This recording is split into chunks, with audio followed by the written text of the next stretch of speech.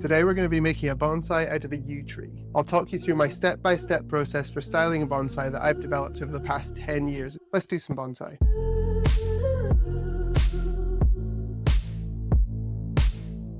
So what we have here is a yew, a Taxus, and this is a lovely species for doing bonsai with. It's got really nice evergreen foliage. It backbuds really well, which is great for developing bonsai. Now, the first thing we need to do when we're styling a bonsai is work out where our front is going to be. And the front of a bonsai tree is the side that is going to be most appealing to the viewer. Now, there's three things you need to think about when you're choosing your front. First of all, we want to look at the best base of the tree. The base of a bonsai is really important because it sets the tone of the entire composition. If you have a strong, grounded base, it can really let you create strong degrees of asymmetry in your design. After the base, you want to look at the trunk line and the branching to see which side they look best from and which branches are going to become main players in the design of the bonsai. And finally, you want to look at any special features, and that's going to be things like really interesting bark, dead wood, things like that. So let's have a look at this tree. Starting at the base, here we've got some interesting roots. This is a root here. It's kind of covered with soil. Another one here. And then this really big one at the back. Something you'll often find in bonsai is if you find a nice front from one angle, if you turn the tree around 180 degrees, you can find something just as nice, if not better, on the other side. So here we have, again, that strong root coming a bit more to the fore. So two really good options for the front here. Okay, so I think we've got a nice base. Next, I'm going to look at the trunk line. So this tree has been wired once in its life, and you can see it's got some interesting movement already coming up the trunk. And we just want to look at where we think that's going to be best. I appreciate it's going to be hard on camera because of the foliage we've got at the moment, but this is nice here. You can see the trunk comes up, and then we've got a nice branch snaking down here. We could make something nice out of that. And then the trunk continues up here to this apex region, top of the tree. Lots to work with. Finally, special features. I don't think this tree has any, to be honest. It's a young piece of material. It was just a really cheap plant from a garden centre that I bought about 5 years ago. I think this is where we're going to go for our front. So we've got this nice base. We've got some good trunk movement coming off at an angle from the base. And this can enable us to have an asymmetrical design for the tree, meaning the tree is growing off more in one direction than the other. And that really makes for an interesting design in bonsai. So after choosing our front, we want to go through and try and get a bit more visibility of the trunk line. This branch is way too long, so we need to shorten it. It's got some really nice internal growth here. I'm going to cut back to these small branches here, just to get us started. Here we have a nice group of 2 branches to cut back to shorten that branch. This branch will be what's known as the return branch. So when you're pushing the asymmetry over that side, you want something to balance it out on the other side. So this is our balance branch, our return branch. Okay, so I'm starting to see more of the trunk line of the tree and how that's going to play in the design. We come up from here, it then starts coming back away from the viewer. And then we up into this region here where we've got a bit of a twist and turn. I'm going to want to bring this down to compress the height of the tree. And I'm going to want to move this branch down and out of the way, and equally these branches coming down, down, down, in that sort of traditional bonsai style. Just because this tree is currently moving away from the viewer doesn't mean we need to keep it that way. When I come to repot this tree next spring, I can choose what angle I put this tree into the pot at. So what I'm going to do is find some wooden blocks. I'm going to try and put this tree at the angle I want it to be potted at next time, and then we can style it from that angle, and that'll just help us with the design process. So we brought it forward with a slight change of angle in the tree. I'm also going to apply some thick copper wire to the trunk to bring this as far forward as I can. But before I put the wire on, I'm going to keep coming through and try and keep pruning back to the desired silhouette of the tree. This return branch is still too long. We have a nice little branchlet here and one at the back here.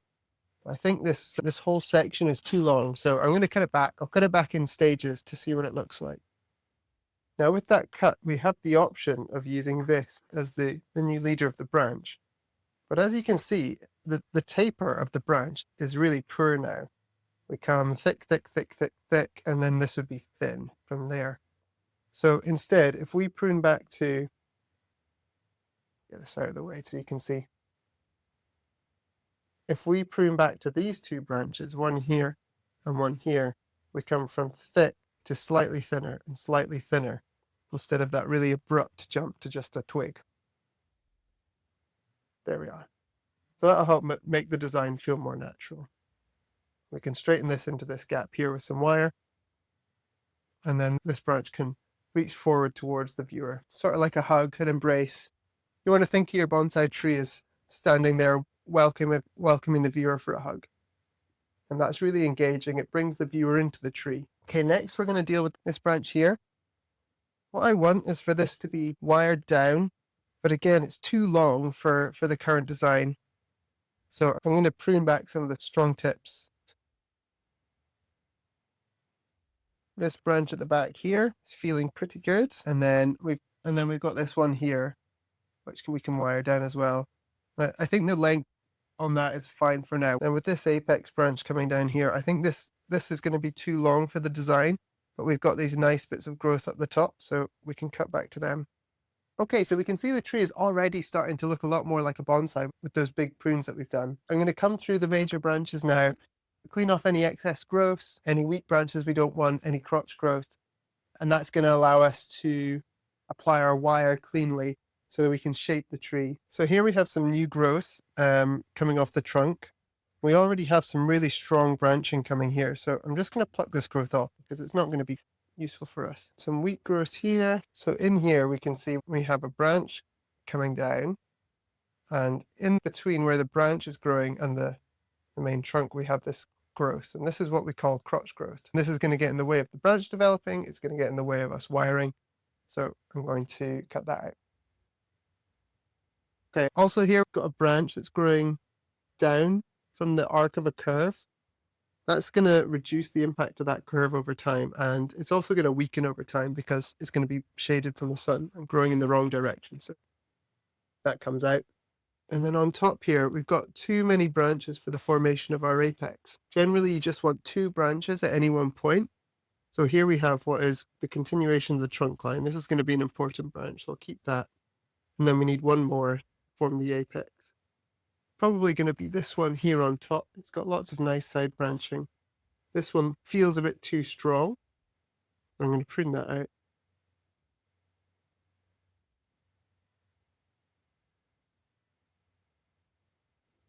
Okay, so this other branch, this is going to be a nice dropping branch, but it's overloaded here and needs cleaned up a bit. All this back budding is really good and a sign of a strong and healthy tree, but we have too much to use. So I'm going to get rid of these ones that are right next to the junction of the tree. This is where we're going to come in with wire.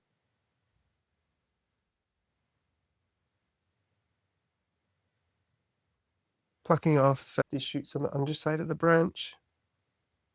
And then also ones that are coming straight off the top. They're going to grow much more vigorously than those on the bottom or the sides, so they need to come away before they grow too strong for the tree. We also have this branch here, which is coming straight off the bottom, the main branch. Instead of pruning that away, as a lot of people would, I think I'm going to wire this to try and use it in the design. But we'll see, its growth isn't that strong compared to the rest of the tree because it's growing in that downward orientation. Hopefully we can change that by adding a bit of wire.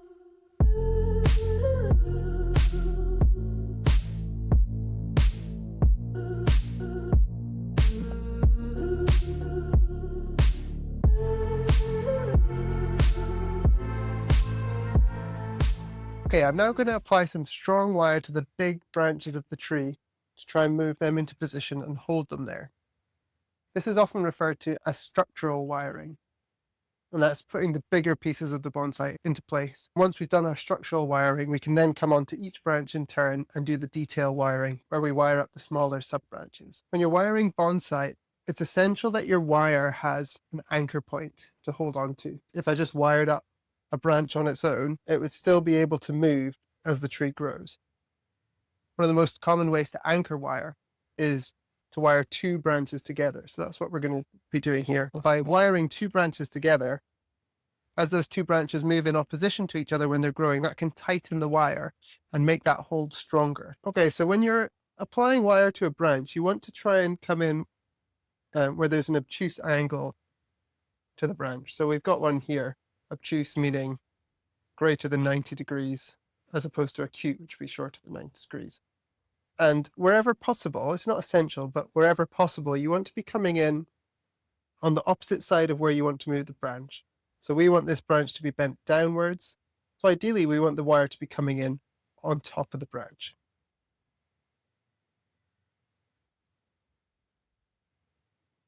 Now, the first thing that you need to do is take your thumb, stick it on top of that wire and hold it really hard in place. It's really important that this wire stays in the same place as we're wiring it. We don't want it moving around. I'm then going to wind the wire around the branch, aiming for an angle between 45 and 60 degrees between turns. As you're coming through, make sure you don't crush any of the foliage that's underlying it. And where you can. So now I'm maintaining this hold here to keep this tight, and I'm going to grab onto that next turn to keep that tight as we work our way along the branch.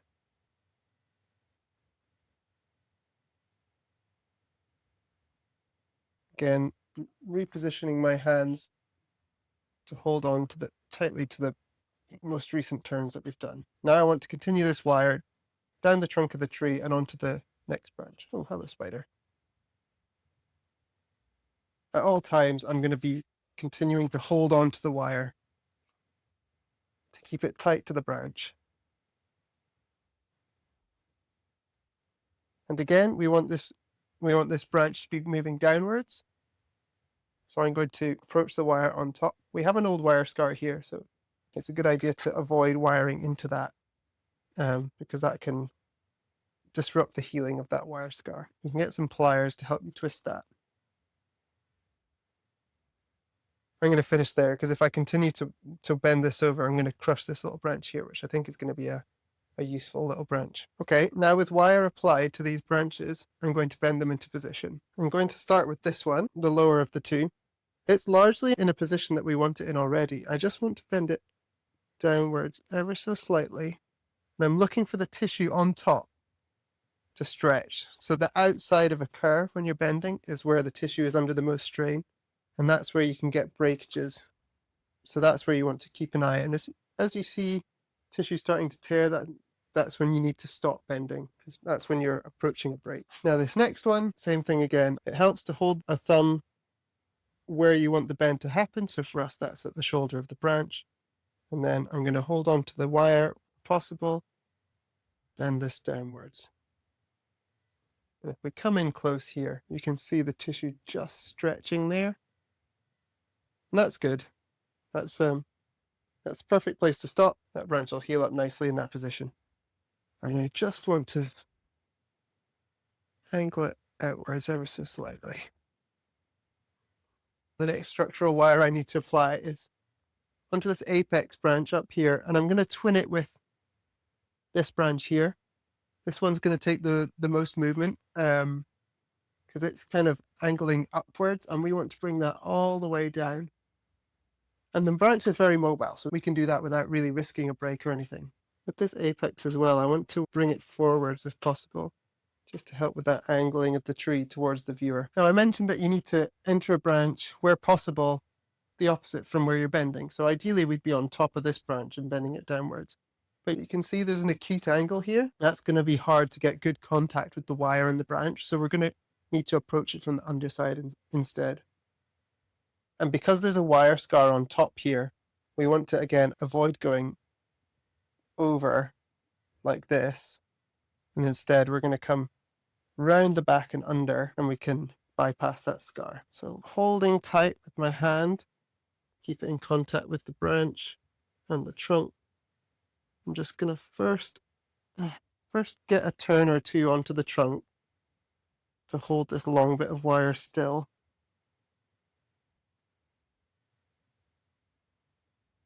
And you can see why you need to anchor wire, because if you don't have this wire anchored, you can see how it'll just flop around. So we need to lock it into place and lift it.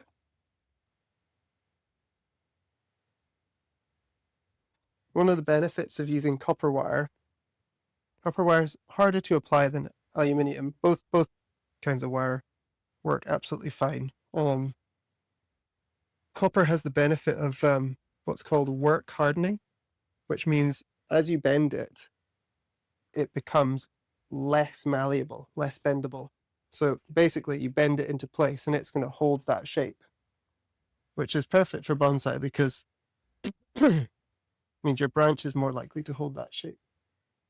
Aluminium doesn't work harden.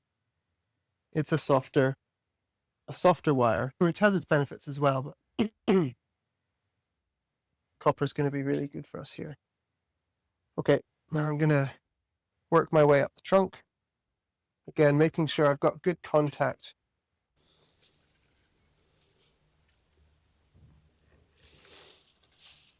We've now applied structural wire to each of the branches.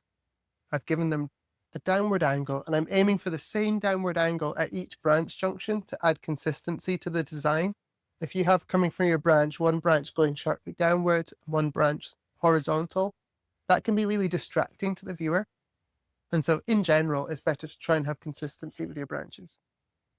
Next, I'm going to come through the tree, do a bit more pruning and detail wiring on the branches to make some nice bonsai pads. These small branches here, we're not going to wire. We're going to let them grow. Same with this one. I'm pulling off needles here to make it easier to apply the wire. So I think all we need to do is wire these two branches together. Again, even though it's detail instead of structural wiring, we're still going to follow that two-branch principle. So we'll wire these two branches together. A good way to know if your wire is thick enough to bend a branch is to hold the wire a couple inches below the tip and push against the branch that you want to bend. And if your wire bends, as it has here, then that wire is too thin. And if you have a thicker branch and a thinner branch, then you want to apply wire that's thick enough to work for the thicker branch. If you don't think that you can confidently apply thicker wire to this thinner branch, then you might want to consider just using two wires. You can apply a smaller gauge of wire twice, and that can give you the same holding power without potentially damaging the bark by applying thick wire.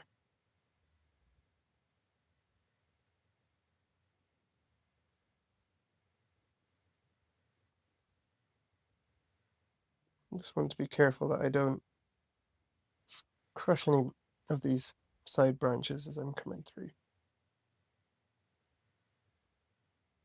This is going to come forward into here to make sure this is wired down. And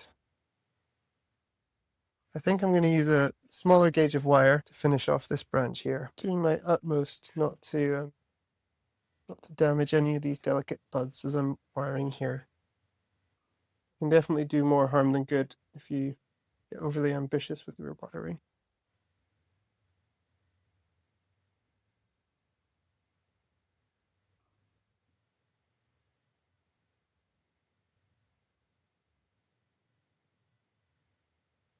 If you're a beginner and this kind of wiring intimidates you, the only way to get better is to practice. Practice, practice, practice.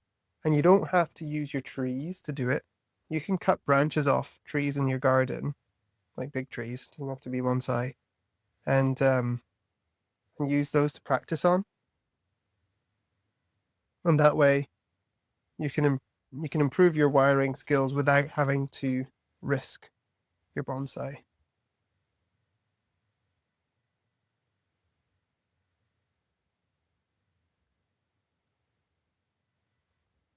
I'm not sure that this spindly branch here is really going to stand the test of time, but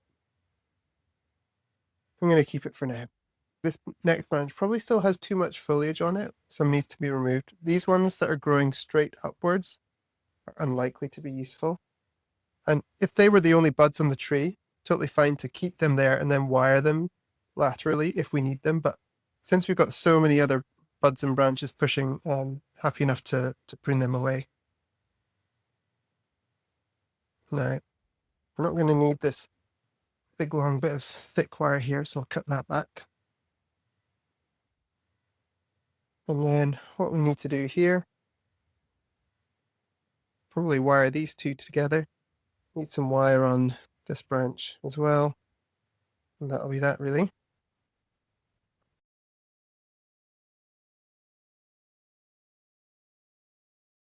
Fantastic. So I'm going to do that same thing to the other branches of the tree, and then we'll talk through how we're going to wire this apex, because that's one of the really difficult things for beginners to get right when they're starting in bonsai.